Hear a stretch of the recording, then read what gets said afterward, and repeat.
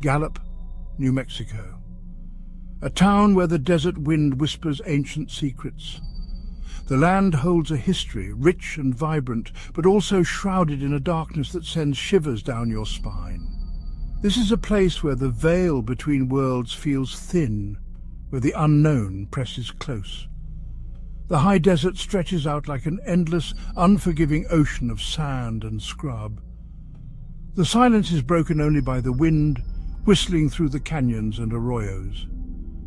Gallup sits on the edge of the Navajo Nation reservation, a sprawling expanse of mesas, canyons, and ancient ruins. The Navajo people have lived here for centuries, their lives intertwined with the spirits of the land. One such being is the Skinwalker, a shapeshifter of unimaginable terror. It is a legend whispered around campfires, a chilling reminder that some things are best left undisturbed. Sarah and Emily, best friends since childhood, were inseparable. They shared everything, from secrets whispered in the dead of night to the thrill of exploring the forbidden corners of their small town. Tonight, however, a sense of unease hung between them. It was Emily's idea, this late-night walk. "Come on, Sarah," she'd pleaded, her voice tight with a mixture of anxiety and excitement. "It'll be an adventure." Sarah, ever the cautious one, hesitated. "Are you sure about this?" "It's late, Em." Despite her misgivings, Sarah found herself agreeing. And so, under the watchful gaze of the moon, they snuck out into the night, their laughter echoing in the stillness.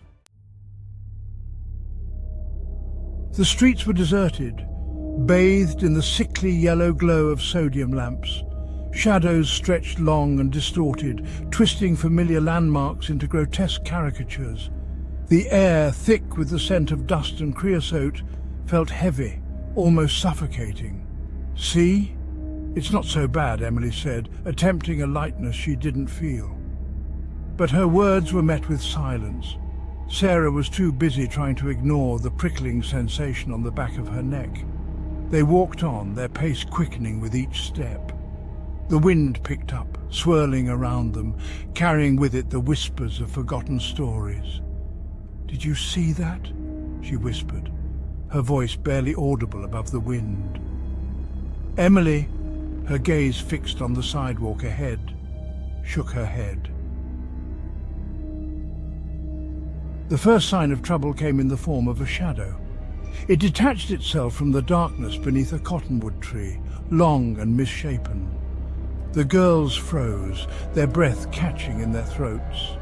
Then came a whimper, low and mournful, from the shadows across the street. A dog limped into the pool of light cast by the street lamp, its fur matted with blood. Its eyes, wide and filled with pain, met Sarah's gaze for a fleeting moment. "We need to go," Sarah whispered, her voice trembling. She grabbed Emily's arm, but Emily stood rooted to the spot, her eyes fixed on something behind Sarah. "Em, what is it?" Sarah breathed, afraid to turn around. "He's hurt," Emily whispered back, her voice filled with a strange mix of fascination and fear. With a gasp, Sarah finally turned. Her blood ran cold. In the middle of the street, illuminated by the harsh glare of the streetlight, was a man. But he wasn't standing. He was crawling towards them, his body contorted at an unnatural angle. His face, obscured by the shadows, was a mask of unimaginable pain and something else, something predatory. "Run!" Sarah screamed, the word raw and desperate. They turned and fled, their fear lending speed to their steps. Ahead they saw the flickering neon sign of a 24-hour convenience store, a beacon of hope in the suffocating darkness. As they stumbled through the door, the bell above jingled a discordant welcome. The store owner, a burly man with a face etched with years of hard living, emerged from the back room. "You kids all right?" he asked, his voice gruff but not unkind. Sarah could only manage a shaky nod, too terrified to speak. Emily, Her breathing still erratic, stammered out, We saw something, a man. He was crawling," Sarah finished, her voice a harsh whisper. The store owner's eyes narrowed again, and he leaned forward, his voice low and serious. "You girls been messing around where you shouldn't be?" Sarah shook her head vehemently. "You two stay put for a while. It ain't safe out there." They stayed in the brightly lit sanctuary of the store for what felt like hours. Every creak of the floorboards, every gust of wind that rattled the windows sent their hearts racing. When the first rays of dawn finally pierced the darkness, they ventured out, their steps hesitant. The world seemed different in the daylight, but the fear remained. The walk home was a blur. They didn't speak, but their silence was thick with unspoken fear. As they reached Sarah's front porch, Emily finally broke the silence. "What was that thing?" she whispered, her voice hoarse with unshed tears. The legend of the Skinwalker had always been a part of Sarah and Emily's lives, a campfire story told to scare children. But that night, the legend became all too real. The crawling man, with his contorted limbs and predatory gaze, became forever intertwined with the stories they had heard. The Skinwalker, they had been told, was not just a monster. It was a curse, a fate worse than death. It was said that those who practiced the darkest of magic could become skinwalkers. They were trapped between the worlds of the living and the dead. The Skinwalker was a creature of pure evil, driven by an insatiable hunger and a thirst for vengeance. The encounter with the crawling man left an indelible mark on Sarah and Emily.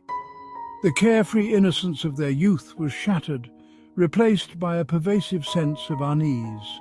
The desert, once a place of adventure and freedom, now seemed menacing. They avoided talking about that night, but the memory lingered. Sleep offered little respite, plagued by nightmares of the crawling man. The incident drove a wedge between them, a silent rift born of fear and unanswered questions. Emily became withdrawn, her usual vibrancy replaced with a haunted look in her eyes. Sarah retreated further into herself, her once adventurous spirit crushed under the weight of fear.